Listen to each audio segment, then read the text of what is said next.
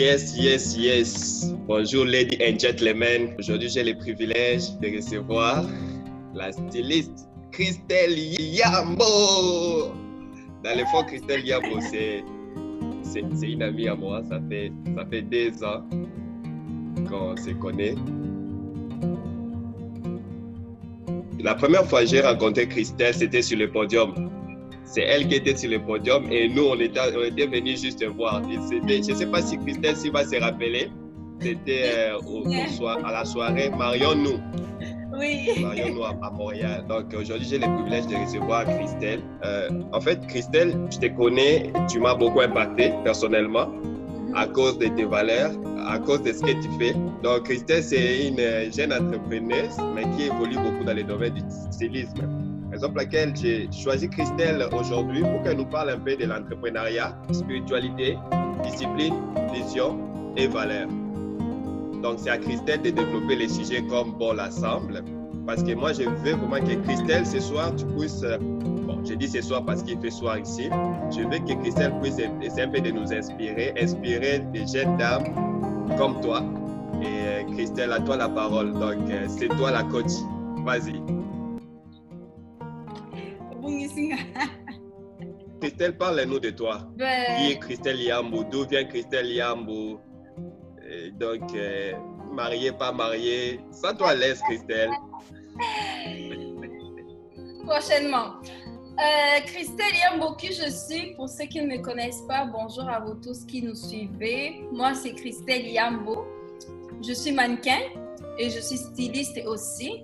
Je travaille beaucoup dans le domaine de la mode parce que la mode, c'est vraiment c'est ma passion. Enfin, depuis toute petite, j'ai toujours rêvé de travailler dans le domaine de la mode. Et en tant que mannequin, je travaille avec plusieurs agents.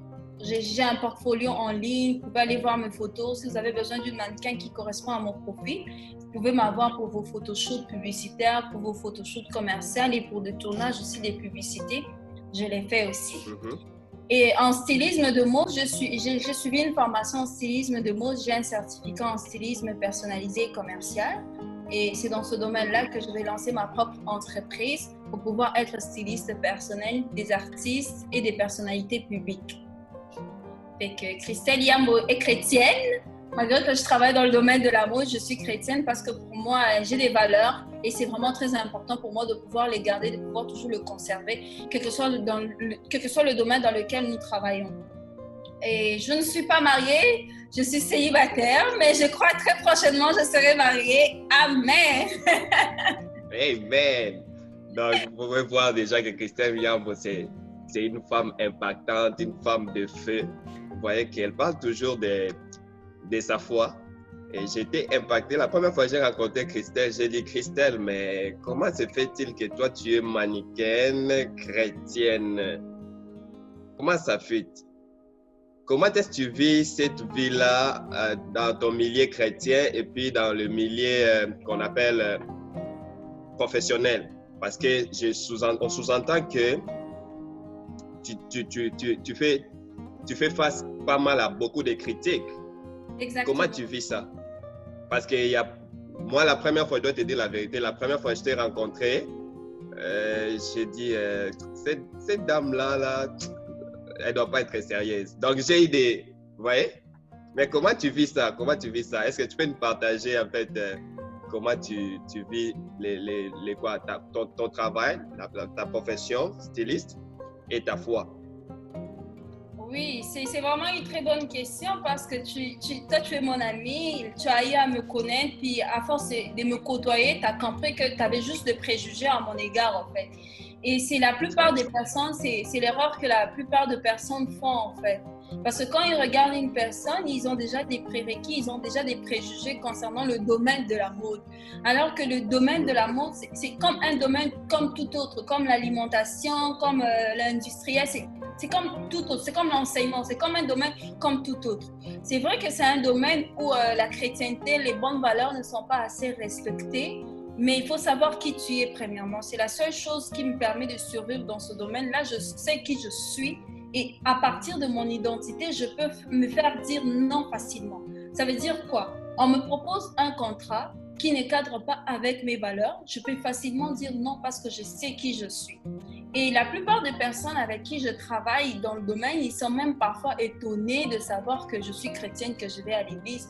Parce que pour eux, quand tu es mannequin et tu travailles dans le runway, dans les photoshoots, dans des maquillages, dans des affaires comme ça, tu ne peux pas être chrétien. Pour eux, ça ne cadre pas avec des valeurs. Mais moi, je dis non, tu peux garder tes valeurs et travailler. C'est un domaine comme tout autre.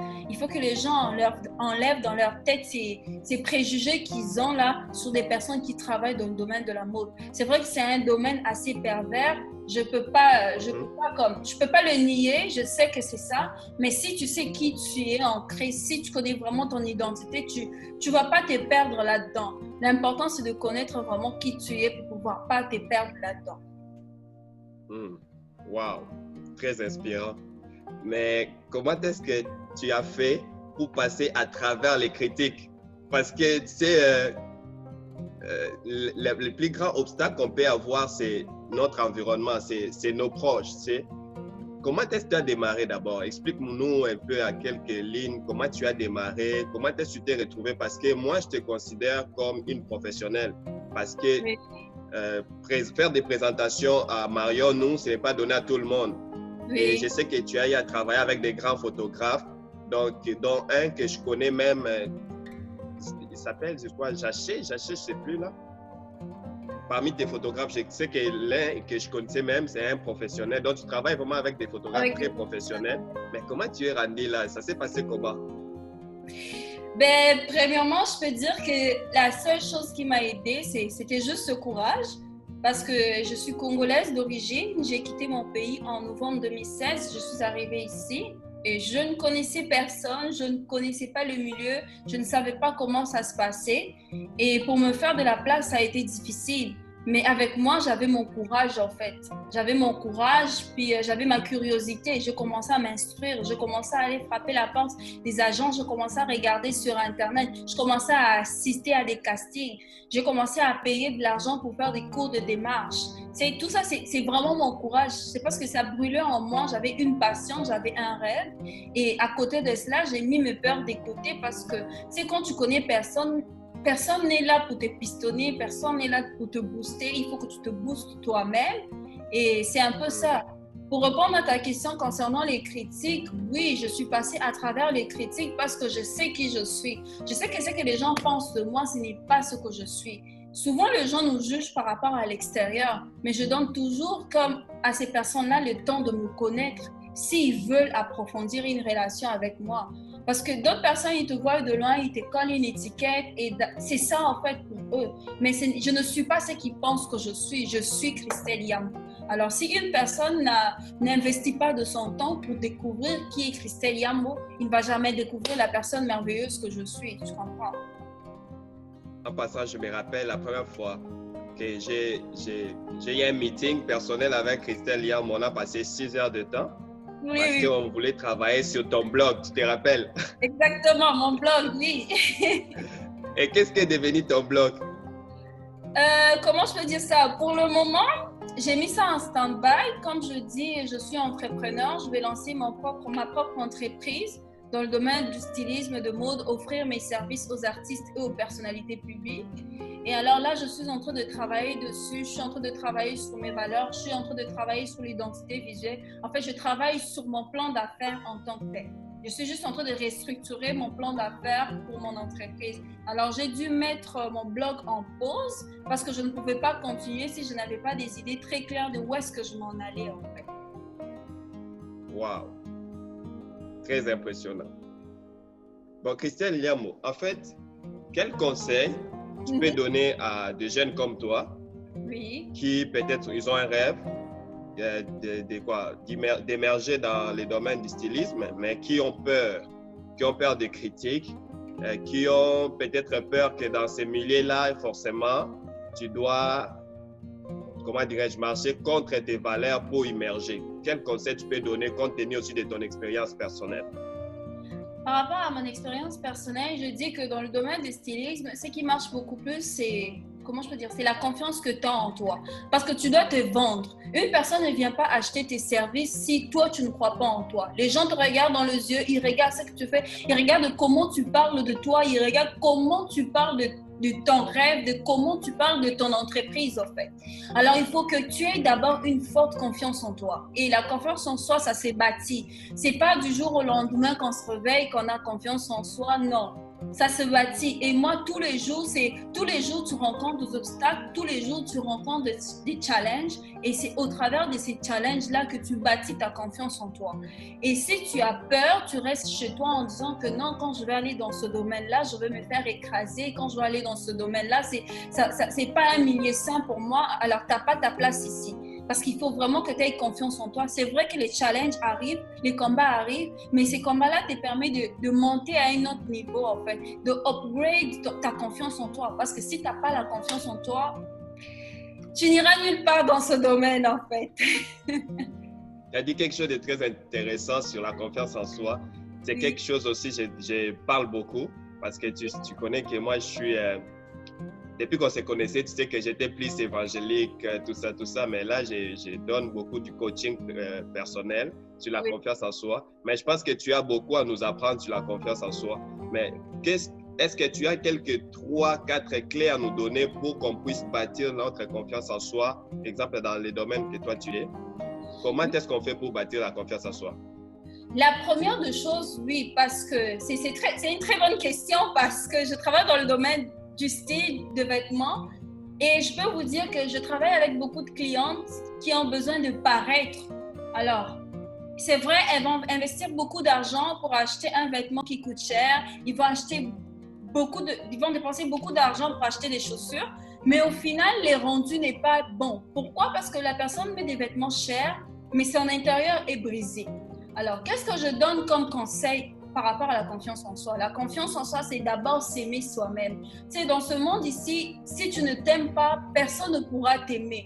Alors, si tu veux vraiment avoir confiance en toi, il faut que tu apprennes à t'aimer. Tu sais, je ne suis pas parfaite, les ministres, tu n'es pas aussi parfaite, mais on apprend à nous aimer en fait. On apprend à nous aimer, nos défauts comme nos qualités. On apprend à nous aimer. Tu sais, quand tu te regardes dans la glace, tu aimes la personne que tu vois en fait.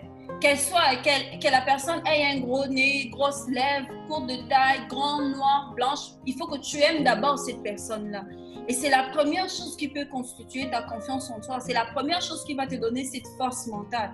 Parce que si tu ne t'aimes pas, d'autres personnes viendront te dire ce que tu n'es pas en fait. Ils vont venir te donner des standards par rapport à toi. Alors que si tu connais qui tu es et que tu t'aimes toi-même, quand quelqu'un te dit quelque chose qui va à l'encontre de ce que tu sais que tu es, ça ne t'affecte pas parce que tu sais que je ne suis pas cette personne-là.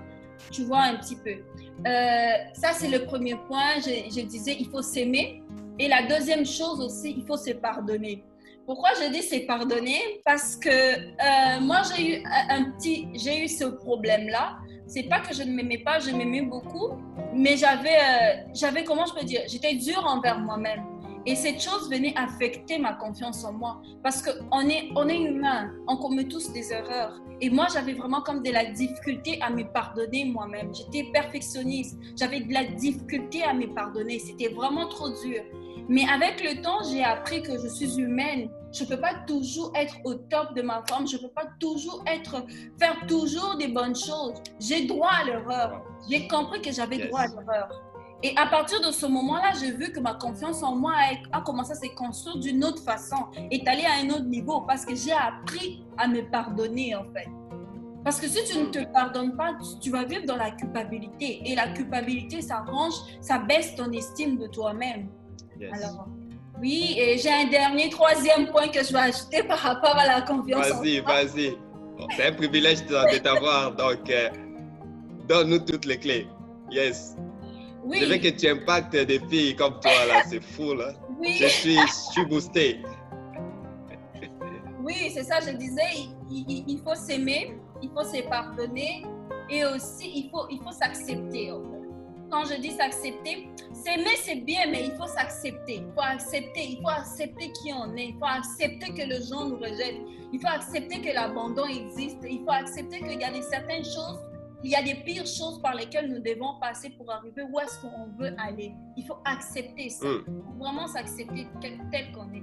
C'est vraiment les 3 choses qui m'ont permis, moi, de pouvoir bâtir ma confiance en moi. Tu sais, beaucoup de gens me disent, ben non, t'as une belle personnalité et tout, mais chaque jour, j'essaye d'ajouter une brique à ma construction de confiance en soi, tu vois, chaque jour, parce que je suis toujours confrontée à des challenges, tu sais. La vie, c'est ça, on grandit. Hier, on prenait le lait maternel, aujourd'hui, on ne prend pas la même chose, tu vois. Mais c'est pas parce que le lait maternel est mauvais, c'est parce qu'on a grandi. Et ça veut dire, quand on grandit, on monte de niveau, on rencontre des challenges qui est en rapport avec le niveau dans lequel on est rendu, en fait. Wow. Très impressionnant. J'ai été complètement emballé. Lady and gentlemen, vous voyez que ça valait la peine d'avoir Christelle Yambo avec nous. Parce que moi, je me rappelle, je ne sais pas si tu sais, j'ai eu à faire une publication. On était dans une conférence chrétienne d'ailleurs. Alors toi, tu étais bien habillé comme styliste. C'est tout à fait normal. Tu as dit tantôt, là, il faut savoir se vendre. Parce que les mots vendre, les gens ne comprennent pas que toute la vie, c'est la vente. Exact. Okay? Toute la vie. Depuis qu'on est tout petit, depuis qu'on est enfant, on ne fait que vendre. Oui. Comment est-ce qu'on vendait? On plairait. Maman, maman. C'est là qu'on t'a donné quelque chose. Donc, pour marier une femme, il faut savoir te vendre. Pour marier un homme, il faut savoir se vendre. C'est-à-dire que la vie, la vente, c'est l'échange. Les gens n'aiment pas se vendre sous prétexte « Ah non, on va se moquer de moi, je suis vendeur. » Bon, ça, c'était une parenthèse. Donc, là, je profite parce que je sais qu'une fois, j'avais fait une publication. C'était une photo de toi et moi. Et j'avais écrit un petit commentaire. J'avais dit que les gens puissent pêcher à fond. Et je t'ai dit, c'était un buzz. C'est-à-dire que c'est vraiment un mondain. J'avais dit, pêcher à fond, parce que de toutes les façons, si je te dis de ne pas pêcher, dans ta conscience, si tu étais déjà, comment dirais-je, préparé à aller pêcher, tu vas pêcher pareil. Exactement. Tu vois? Alors, c'était vraiment catastrophique. Donc, je veux juste que tu puisses profiter pour démentir, en fait, parce que les gens pensaient que je sortais avec toi. Là. Non, mais toi, t'es mon frère. Tu sais, toi, t'es mon frère. Les problèmes avec les gens est qu'on ne peut pas rentrer dans leur tête ou on peut pas rentrer, on peut pas contrôler les pensées de gens. Tu sais, moi, je suis une personnalité publique.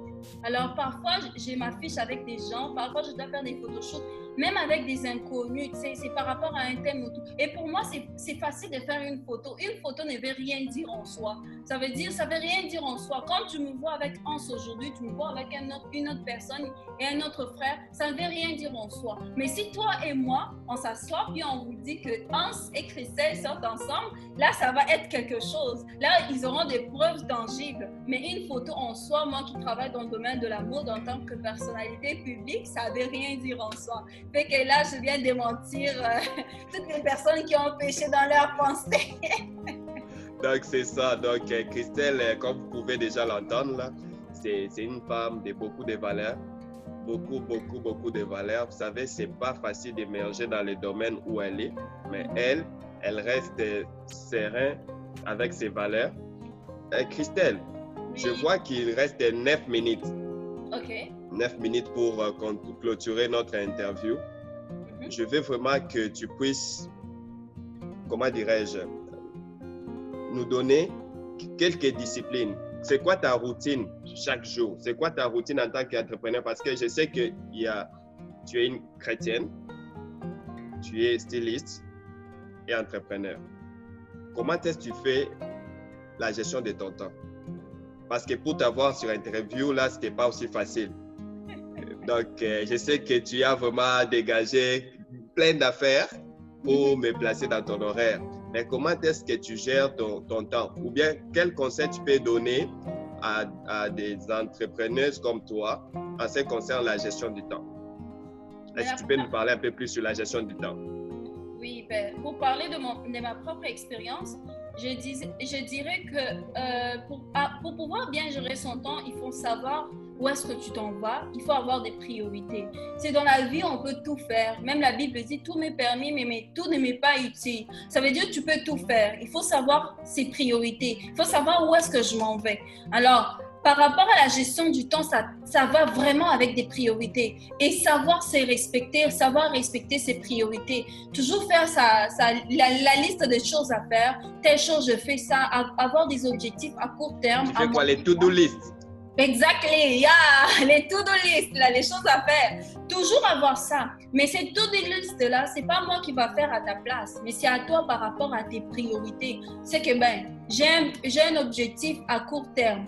Par exemple, d'ici un mois, je dois, par exemple, apprendre le piano. C'est à toi de faire une to-do list. Tu sais que comme je dois me réveiller à 6 heures pour apprendre telle leçon, telle autre leçon, je dois me réveiller à telle heure, je dois aller au gym, à telle heure, je dois faire ci, je dois faire ça. Mais c'est comme ça que moi, je gère mon agenda. J'essaye aussi d'éviter des activités chronophages. Tu sais, comme des activités, comment je peux dire, qui bouffent le temps inutilement, surfer sur Internet. On est tous sur les réseaux sociaux, mais les réseaux sociaux bouffent beaucoup de notre temps.